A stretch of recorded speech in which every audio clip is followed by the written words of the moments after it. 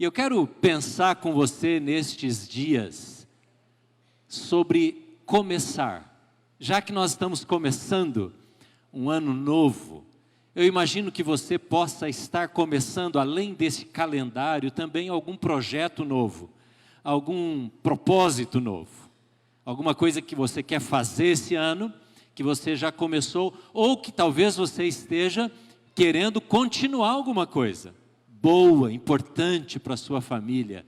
Talvez você vá começar um curso universitário, uma pós-graduação, um mestrado, eu não sei. Talvez você esteja iniciando um trabalho novo, um ministério novo aqui na igreja. Talvez você esteja na expectativa de começarem as células, para você começar numa célula nova, uma nova jornada de relacionamento aqui na igreja. Quanta coisa boa pode acontecer neste ano. E queremos, durante esses domingos de janeiro, olhar para um livro da Bíblia especial. Não para o livro todo, porque ele é grande, ele é vasto, mas para alguns assuntos, algumas histórias do livro que está aí na tela, Juízes. Por que Juízes? Porque Juízes marca o começo de uma fase da história do povo de Israel. O povo de Israel havia saído do Egito, da escravidão, peregrinado pelo deserto, e agora inicia o período do estabelecimento na terra de Canaã, ou na terra prometida. E alguns eventos, alguns fatos, marcam este começo. Então, ao olharmos para a história de Juízes, vamos extrair, vamos puxar alguns princípios para você, para mim, para nós que queremos começar bem. E continuar bem, não só começar. Não só começar um namoro bem. Não só começar um casamento bem. Não só começar a educar um filho bem. Não só começar a ter um ano acadêmico bem. Mas levar adiante, ter prosperidade, ter sucesso naquilo que nós estamos fazendo. Amém, irmãos? Amém? Vamos então olhar para Juízes. Eu convido você para olhar para este capítulo. E o título que eu estou dando para esta mensagem de hoje é este aqui: Começando entre ídolos. Você vai ver na leitura do texto o porquê deste título. Leia comigo o capítulo 2 do livro de Juízes.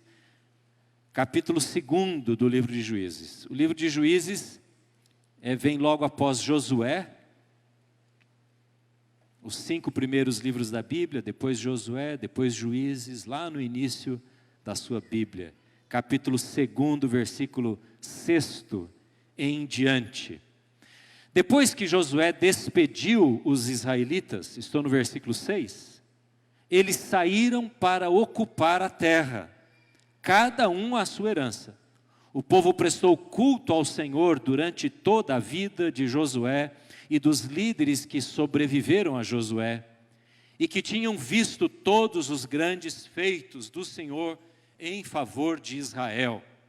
Josué, filho de Num, servo do Senhor, morreu com a idade de 110 anos, e foi sepultado na terra de sua herança, em Timnat-Heres, nos montes de Efraim, ao norte do Monte Gaás.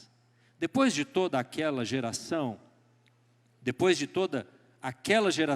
foi reunida a seus antepassados, surgiu uma nova geração que não conhecia o Senhor e o que ele havia feito em Israel.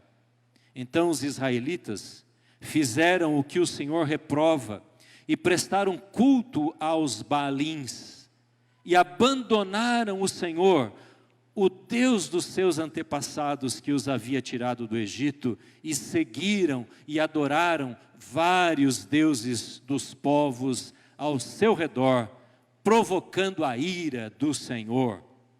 Abandonaram o Senhor e prestaram culto a Baal e a Astarote. A ira do Senhor se acendeu contra Israel, e ele os entregou nas mãos de invasores que os saquearam. Ele os entregou aos inimigos ao seu redor, aos que já não conseguiam resistir. Sempre que um israelita saía para a batalha, a mão do Senhor era contra eles, para derrotá-los, conforme lhes havia advertido e jurado. Grande angústia os dominava. Então o Senhor levantou juízes, que os libertaram das mãos daqueles que o atacavam. Mesmo assim, eles não quiseram ouvir os juízes. Antes, se prostituíram com outros deuses e os adoraram. Ao contrário dos seus antepassados, logo se desviaram do caminho pelo qual os seus antepassados tinham andado, o caminho da obediência aos mandamentos do Senhor. Sempre que o Senhor lhes levantava um juiz, ele estava com o juiz e o salvava das mãos de seus inimigos enquanto o juiz vivia, pois o Senhor tinha misericórdia por causa dos gemidos deles diante daqueles que os oprimiam e os afligiam. Mas quando o juiz morria, o povo voltava a caminhos ainda piores do que os caminhos dos seus antepassados, seguindo outros deuses, prestando-lhes culto e adorando-os. Recusavam-se a abandonar suas práticas e seu caminho obstinado. Por isso a ira do Senhor acendeu-se contra Israel, e ele disse: como este povo violou a aliança que fiz com os seus antepassados, e não tem ouvido a minha voz, não expulsarei de diante dele nenhuma das nações que Josué deixou quando morreu. Eu as usarei para pôr Israel à prova e ver se guardará o caminho do Senhor e se andará nele, como fizeram seus antepassados. O Senhor havia permitido que essas nações permanecessem, não as expulsou de imediato e não as entregou nas mãos de Josué. Mantenha, por favor, a sua Bíblia aberta, especialmente o seu coração, a sua atenção para o que teremos da parte de Deus nesta noite. E há meses, talvez 3 meses, eu tenho pensado no livro de Juízes, desde que Jane e eu lemos um devocional diário, e este devocional nos apontou para o livro de Juízes, e meditamos do primeiro capítulo até o final, e o último versículo de Juízes marca o que foram aqueles 300 anos, do tempo dos juízes, mais ou menos 20 juízes, 300 anos de um período antes de surgirem os reis. O último versículo diz que cada um naquele tempo fazia aquilo que bem lhe parecia, porque não tinham o temor do Senhor. Tentando mostrar o que foi esse período dos juízes para você que gosta um pouco da história bíblica, e para entender um pouquinho aquilo que vamos ver durante esses domingos, eu fiz aquilo que estou chamando de ciclo insano daquele período. O que acontecia naquele período? O povo se afastava de Deus em apostasia, em abandono daquilo que Deus havia já ensinado, dos ensinos espirituais, morais, religiosos, e se afastavam em rebeldia. Esse afastamento, como nós lemos aqui, gerava uma ação como consequência. Eles entravam em servidão e entravam em sofrimento. Deus permitia que as nações que habitavam naquele lugar, na terra prometida, viessem sobre Israel e dominassem. E diz o texto que nós lemos que quando eles saíam em guerra, eles não conseguiam vencer os inimigos e tomar posse da terra. A última grande vitória que Israel teve foi com Jericó. Há uma música até cantada pelas crianças: vem com Josué lutar em Jericó. Porque depois que Josué morreu, o povo se afastou do temor do Senhor em apostasia e rebelião. E quando isso acontecia, Deus permitia que houvesse sofrimento e tribulação no meio da nação. Isso fazia com que outra reação acontecesse em cadeia, que era o arrependimento e a culpa, ou a súplica. Eles reconheciam que estavam em culpa, em erro perante Deus, e assim pediam perdão, se arrependiam, faziam culto, celebrando uma nova aliança, refaziam o pacto com Deus, e Deus vinha com perdão para aquele povo arrependido, usando a vida então dos juízes, e isso iniciava o último ciclo, o quarto ciclo, de bênção e de prosperidade. O que nós vamos ler na história dos juízes é que quando Deus levantava um homem e uma mulher para governar a nação de Israel, a bênção vinha porque eles priorizavam o relacionamento com Deus. Eu estou lendo agora um livro chamado O Caminho. É um livro de devocional, também diário, e começamos lá em casa esta semana passada. Stanley Jones diz, neste livro, analisando um dos textos da Bíblia, ele diz que há um problema exterior ao ser humano que afeta os seus relacionamentos, mas que este problema externo ao ser humano, isto é, que atrapalha os relacionamentos e a vida, tem origem em um problema interno. Eu não consigo, diz Stanley Jones, amar as pessoas porque eu não estou bem interiormente. Eu preciso de tratamento e cura de Deus e me achegar a Deus. E eu não estou bem interiormente porque eu não estou bem com o meu relacionamento com Deus. Stanley Jones diz que todas as esferas da nossa vida podem ser avaliados no nosso relacionamento com Deus. Você pode olhar a sua vida, olhar a vida das pessoas. E se você analisar por essa perspectiva que Stanley Jones afirma, você vai ver que quando as coisas não estão indo bem no nosso relacionamento com Deus e nos afastamos dos caminhos do Senhor, os nossos relacionamentos acabam se deteriorando. E as implicações vêm sobre nós. O povo de Israel conhecia muito bem o que era religião. Eles tiveram muitas oportunidades durante a peregrinação dos 40 anos de oferecer cultos, de fazer sacrifícios. Eles receberam as normas religiosas, morais, jurídicas de Deus. E Deus desejou sempre que o relacionamento do povo, na esfera social, na esfera política, na esfera econômica, fosse regido este relacionamento pelo temor a Ele. O que aconteceu é que eles ficaram apenas na religião, nos rituais. E religiosidade, ritualismo não transforma ninguém. Ninguém. O máximo que uma religião pode fazer, que os rituais de uma religião podem fazer, que os ensinamentos religiosos de qualquer religião podem fazer, sabe o que é? É tornar uma pessoa boa melhor. Religião é muito bom para isso.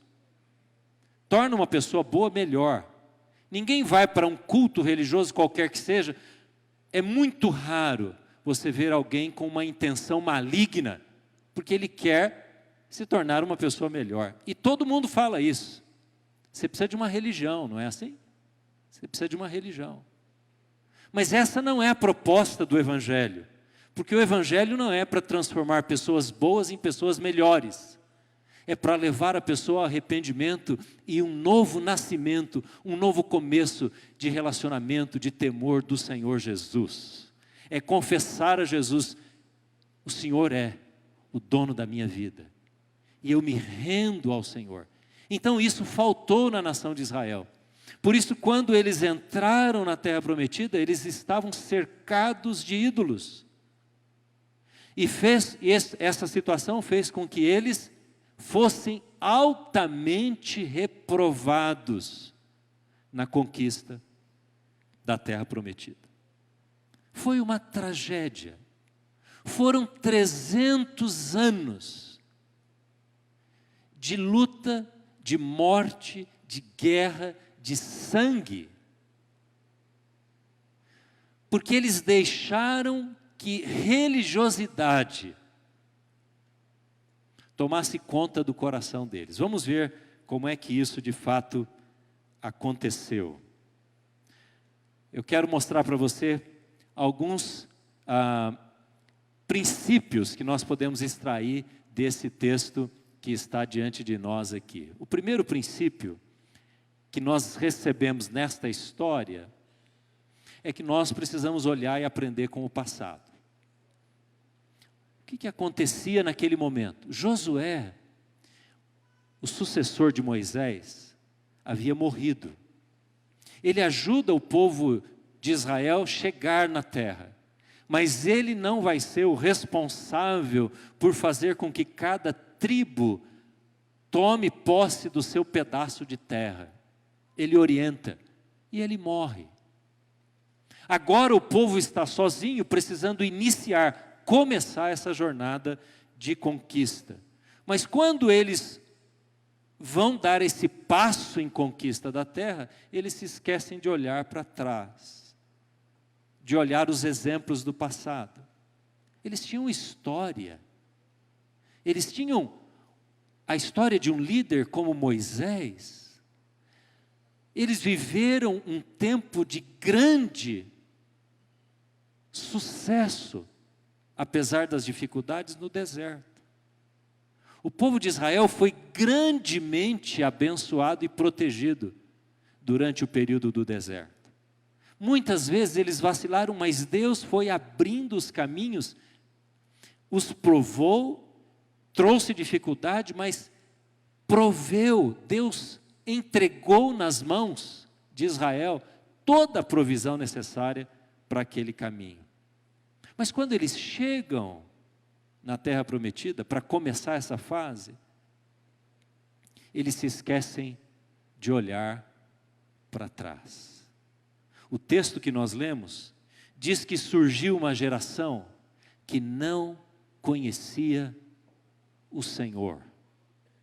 Irmãos, você já imaginou? Você tem filhos, você tem netos.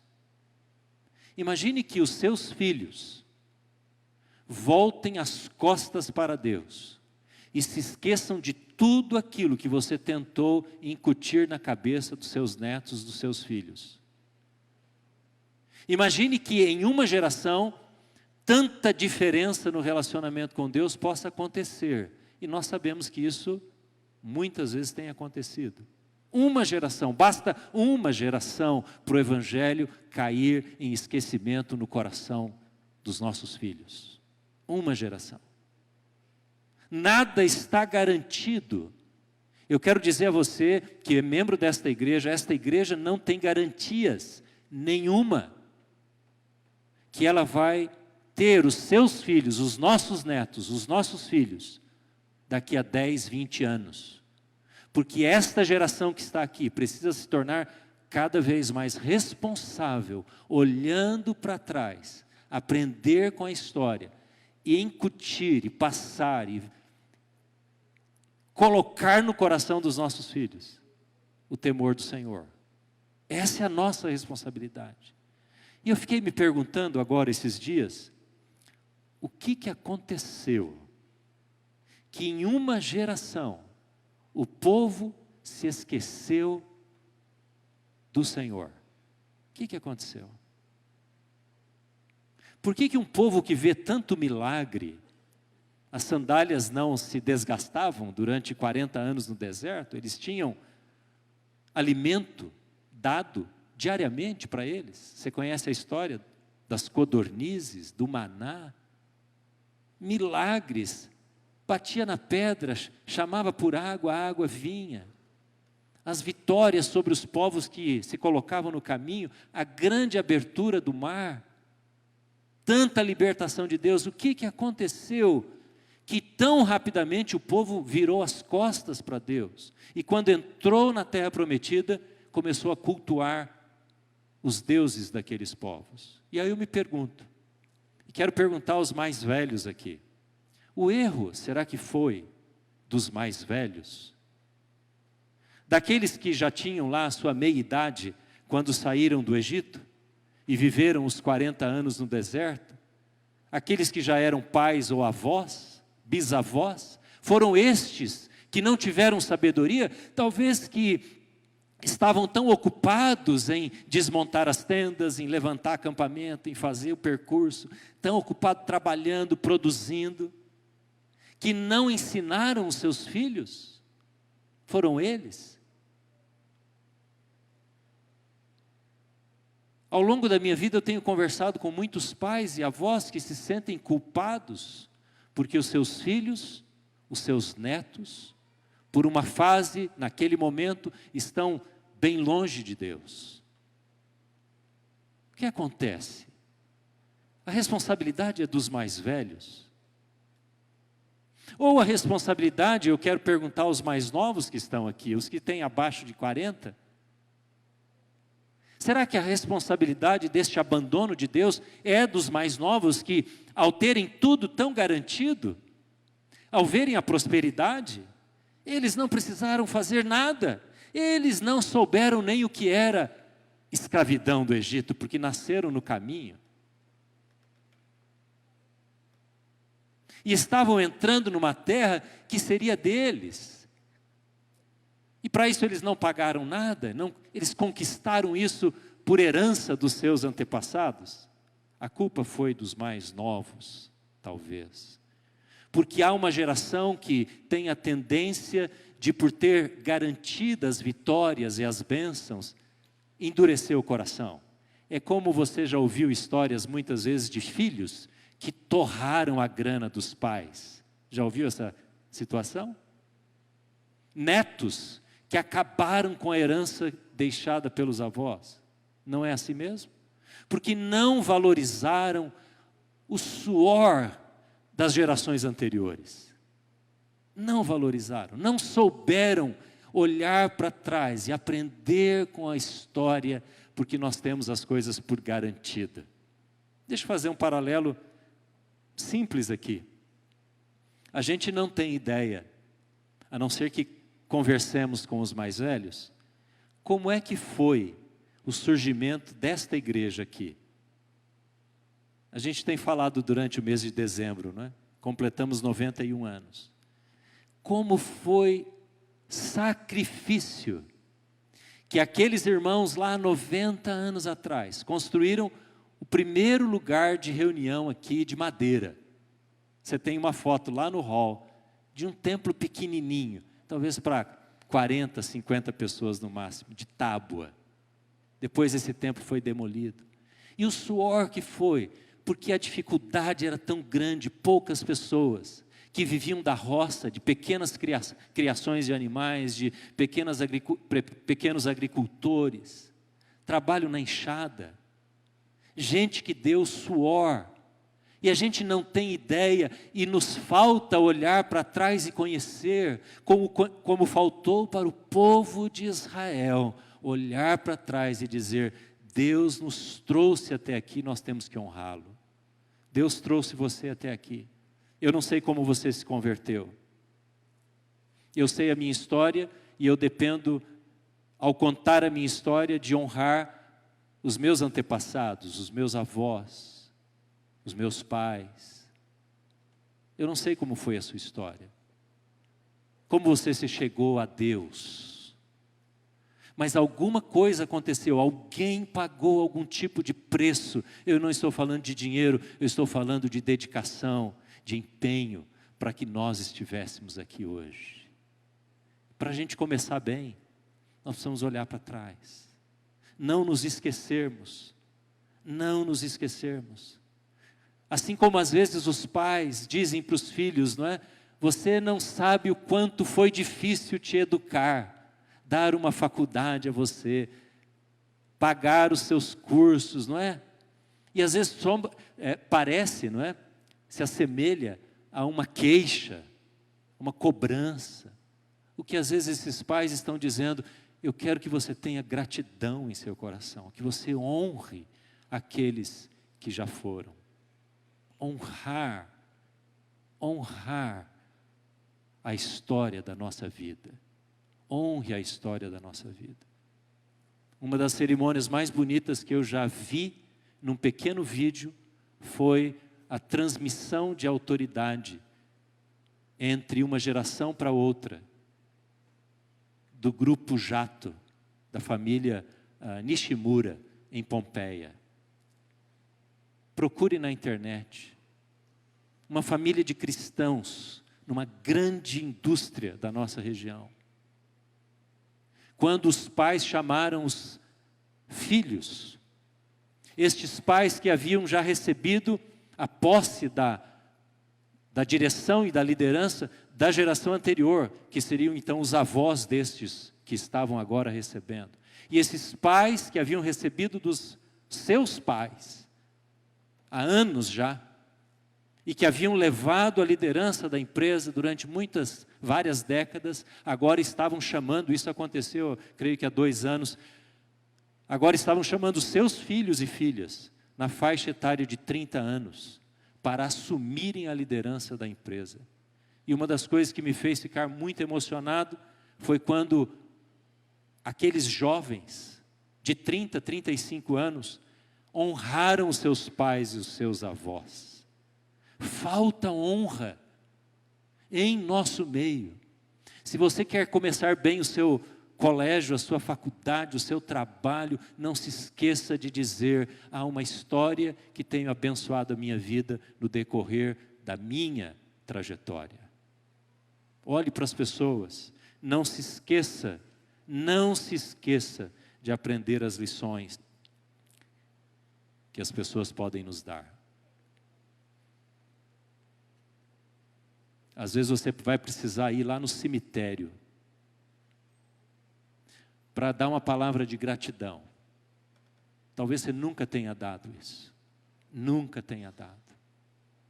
Uma palavra de honra bem dita, bem clara, àqueles que trouxeram você até aqui. E jogarmos fora a queixa, jogarmos fora essa atitude de ingratidão e jogarmos fora a atitude de termos todas as coisas como garantia. Porque nós somos filhos, somos herdeiros. Nós temos porque foi graça de Deus através da geração anterior. Amém? Assim é na sua família, assim é na igreja, assim é na história. E se você quiser começar bem, pense seriamente sobre isso. Em segundo lugar, o segundo princípio que nós encontramos aqui, nós precisamos cuidar o que atrai o nosso coração. Veja bem, quem tem filho pequeno já teve? Uma das brincadeiras ou das coisas que os pais fazem com os filhos, quando estão fazendo algum tipo de manha, estão pedindo alguma coisa, é apresentar outra, não é? Às vezes a criança precisa ser distraída com alguma coisa que faça com que ela pare de querer aquilo que você não quer que ela queira, que não é a hora de ganhar aquela bolacha antes do almoço. Então você distrai a criança com alguma coisa. E você fala: vamos ver o passarinho, vamos ver o uau-uau e coisa assim, não é verdade? A gente aprende a ser distraído. A gente precisa ser distraído, não é verdade? É bom fazer isso com criança.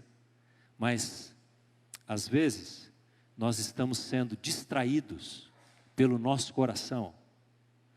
E algumas coisas que atraem o nosso olhar, atraem o nosso desejo, quando estamos começando alguma coisa. Deixa eu falar um pouco mais claro sobre isso. Versículo 11 diz assim: o povo de Israel fez o que o Senhor reprova e prestaram culto aos Baalins. Depois, logo mais adiante, versículo 13, o 11 eu li, agora o 13, abandonaram o Senhor e prestaram culto a Baal e a Astarote. Deixa eu falar um pouquinho sobre esses dois nomes, Baal e Astarote. Baal era um deus cultuado pelos povos, era uma divindade, na verdade, que se manifestava ou que se apresentava e que era cultuado por muitos povos daquela região, daquela terra. E especialmente Baal era uma divindade que cuidava da chuva,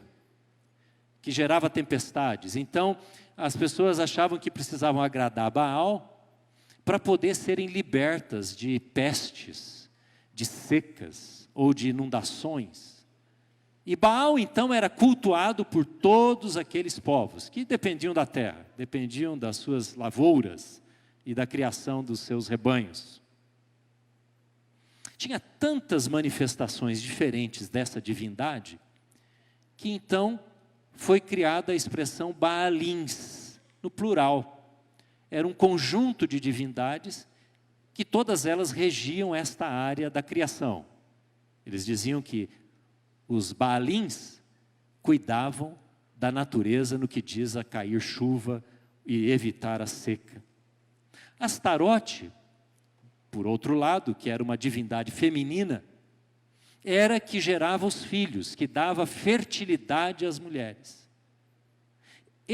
Estas divindades eram cultuadas na região de Canaã. Todos os povos tinham seus postes ídolos. Eles construíam com pedra altares para essas divindades. E faziam sacrifícios, inclusive duas coisas que eram muito presentes, eram cultos a essa deusa, a essa divindade Astarote, que envolvia sexo cultual, prostituição cultual. Prostitutas que se ofereciam em nome desta divindade. E outra coisa, sacrifício de crianças. Isso você lê nos relatos bíblicos também. Quando o povo de Israel entra na terra prometida e vê aquilo acontecendo, muito lentamente, eles foram seduzidos por essa proposta desta divindade. Imagina um povo que precisa conquistar a terra e estabelecer produção. É como você compra uma terra, um sítio, uma fazenda, uma chácara, e aí você quer fazer com que aquilo produza frutas e etc. O povo de Israel, que estava peregrinando e não podia plantar, eles levavam apenas o rebanho junto, agora vão se estabelecer. Eles precisam da chuva. E aos poucos, eles foram seduzidos por Baal. Mas não só isso, é um povo que precisa de gente nova, de filhos, para se tornarem guerreiros, para guerrear contra aqueles povos e conquistar aquelas áreas já habitadas. Eles precisam de uma população nova, precisam de fertilidade em suas mulheres. Portanto, Astarote passa a ser alguém que os seduz, porque ela, segundo as crenças, é a que pode dar estas bênçãos. Irmãos, estas coisas não foram acontecendo não aconteceram repentinamente, mas devagar, aos poucos, o coração deles foi seduzido pelos ídolos. O que é um ídolo? Nós pensamos como protestantes que ídolo é aquele objeto feito de gesso, de madeira, de ferro, pendurado em algum lugar, colocado em algum lugar de destaque, para o qual as pessoas prestam culto. Mas ídolo não está restrito a essas manifestações religiosas. Ídolo é tudo aquilo que nós podemos trazer e trazemos no âmago do nosso ser. Alguma coisa que, se você perder, vai ser uma porta aberta para você se revoltar contra Deus. Imagina uma coisa bem especial para você. Esses dias eu estava conversando com um avô. E este avô, que não é aqui de Prudente, ele estava enfrentando uma grande dificuldade na sua família. E aquilo abalou tanto o seu coração, que eu disse a ele, talvez esta situação que está acontecendo esteja revelando, Deus esteja permitindo isso para revelar para o seu coração que você tem esta coisa tão importante, isso que você está perdendo, que está ameaçando perder, tão importante na sua vida, como o maior ídolo do seu coração. Ídolo é aquilo que nos faz sentir vazios só de imaginar perder. Que gera revolta, gera amargura contra Deus. Portanto, o ídolo não tem a ver necessariamente ou unicamente com algum semideus adorado, colocado na parede. Ídolo está aqui no coração. O seu ídolo, o ídolo de alguém pode ser as suas conquistas profissionais, financeiras, acadêmicas, os seus relacionamentos. É aquilo que é a fonte da maior alegria para o seu coração. É aquilo que, se você se imagina sem, vai trazer um vão, um vazio, um oco, uma crise existencial, que facilmente vai levar você a se revoltar contra Deus. Nós somos seduzidos pelos ídolos, irmãos. Seduzidos. Uma coisa boa pode se tornar um ídolo. Um ótimo trabalho pode se tornar um ídolo. No momento em que você abandona as prioridades da sua vida por causa do trabalho. E você cultiva o seu ego por aquilo que você já tem alcançado. Um relacionamento pode ser um ídolo. A sua vida acadêmica pode ser um ídolo. O dinheiro pode ser um ídolo. Porque ficamos olhando aquilo que não temos e desejamos tanto ter aquilo que nos falta. Irmãos, e fica difícil dar, fica difícil doar. A pessoa é capaz de gastar um bom valor numa coisa qualquer, não necessariamente numa coisa ruim, pode gastar numa festa, numa viagem, mas ela tem dificuldade em pôr a mão no bolso para dar, às vezes um valor muito menor. Você entende isso?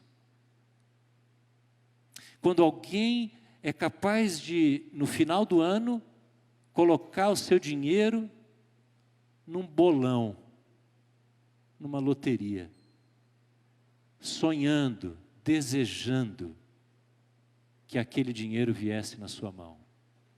Isso é um ídolo. O ídolo pode ser a sua bebida, que você não abre mão. A sua privacidade.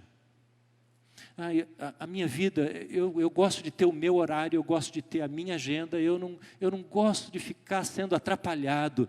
Irmão, cuidado para que isso não seja um ídolo na sua vida. Essa vida privativa, só sua, que só você decide. E você não quer gastar tempo com ninguém. Essas coisas vão seduzindo o nosso coração, atraindo o nosso coração. Vem aos poucos. Vem aos poucos porque nós precisamos desesperadamente cultuar. Nós fomos criados, você foi criado, talvez você não saiba isso, você foi criado para dar culto a Deus. Você foi criado para adorar o Criador. E quando nós nos esquecemos ou nos afastamos, os ídolos entram, porque o nosso coração sente falta de adorar alguém. De adorar alguém.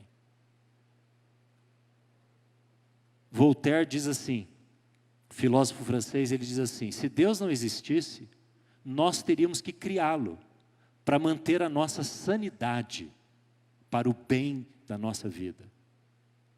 O que ele quer dizer com isso é que nós precisamos estabelecer culto a Deus. Nós precisamos de Deus. Mas quando você se afasta de Deus, do temor do Senhor, vão surgindo outros deuses no coração. Outros deuses no coração. E aí as nossas vontades vão tomando espaço, vão ganhando lugar na nossa vida e vão formando os lugares de culto dentro de nós mesmos. Dentro de nós mesmos. E aí o que importa é o prazer, é a vontade própria. O que dizer da divindade ou do Deus do hedonismo? Do prazer?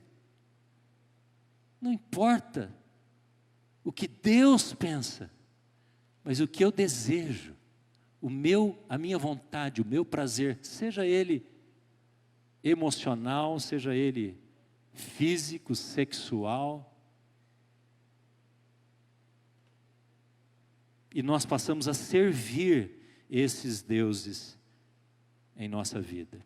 Portanto, a dica é cuidar daquilo que atrai o nosso coração. Ninguém chegou para Israel e disse assim: olha, vocês parem de cultuar Jeová, Yahweh. Não, ninguém precisou falar isso. E ninguém iria falar isso. Porque para Baal você não precisa ser exclusivo. As divindades dos dias de hoje não requerem exclusividade. Você pode servir a qualquer Deus e continuar sendo cristão. Essa é a proposta do pluralismo religioso.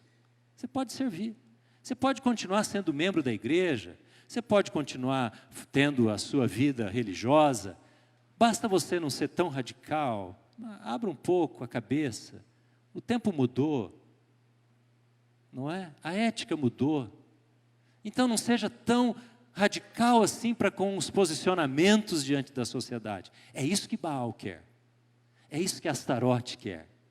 Você não precisa negar Jesus, você só precisa incluir junto com Jesus as coisas que são os apelos dos nossos dias. Esse é o problema. Você pode continuar sendo cristão, você só não seja cristocêntrico, porque aí é demais para os nossos dias. Você pode continuar falando que Jesus é o seu Salvador, que você ama Jesus, você só não pode dizer que Ele é o único Senhor que pode e deve ser adorado. Isso não. Aí já é demais. Você pode continuar tendo a sua ética pessoal. Aquilo que é bom para você, você pode optar em fazer, em viver, desde que você não radicalize quanto à ética contemporânea. As tendências da sociedade, a maneira de se fazer escolhas, como se vive hoje em dia. Ninguém está pedindo para você ser ateu. Aliás, ser ateu, publicar-se ateu, é uma coisa fora de esquema, fora de propósito hoje em dia. Todo mundo precisa crer em alguma coisa, não é? Todo mundo precisa fazer uma fé em alguém, em alguma coisa, para melhorar a vida, para ser melhor, para ser bom. Só que o que Deus havia dito para Israel é que só há um que deve ser cultuado. Essa era a tentação daqueles dias. Quero convidar você agora a olhar para o seu coração, a sua vida, e dizer: Senhor, o que está atraindo o meu coração que te desagrada? O que está me chamando? Qual possível ídolo? Talvez o ídolo do seu coração seja um ressentimento bem guardado. Você está servindo a esse ídolo. Talvez o seu ídolo possa ser a maneira crítica, ácida, como você tem falado sobre alguém em particular, porque há uma pendência nesse relacionamento, e você passa a servir esse ídolo. Talvez o seu ídolo seja hoje a dificuldade que você tem em governar as suas finanças, para que as suas finanças glorifiquem a Deus. Eu não sei quais são os ídolos, mas nós estamos vivendo no meio de ídolos. Nós estamos começando um ano com muitos apelos dos ídolos na nossa casa, na nossa vida. Talvez o seu ídolo seja aquele de chegar em casa tão cansado, você pai, você mãe, tão cansado, você batalha tanto, você vem lá do deserto, não é? E você está tão cansado e você se justifica em nem orar com a sua casa, com a sua família. Você não ora mais com a sua esposa, com seu marido, com seus filhos, e você se justifica. E eu entendo que você está mesmo cansado, mas aquilo de querer fazer o que você deseja se tornou tão forte que passou a ser um lugar de culto no seu coração. Eu não sei o que é.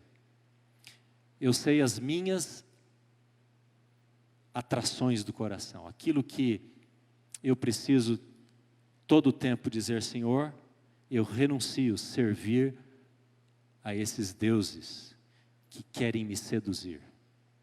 O que é para a sua vida? Eu não sei o que é.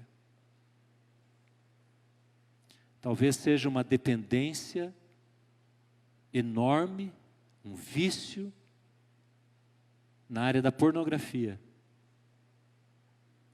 Talvez seja um relacionamento doentio que você iniciou o ano querendo abandonar, mas você ainda não tomou a providência para abandonar esse relacionamento, porque há um altar no seu coração. E talvez essa pessoa esteja sentada no altar. Eu não sei o que é, mas eu quero convidar você a se apresentar diante do Senhor e dizer: Senhor, está aqui a minha vida, eu quero começar bem, quero terminar bem esse ano, me ajuda a aprender contigo.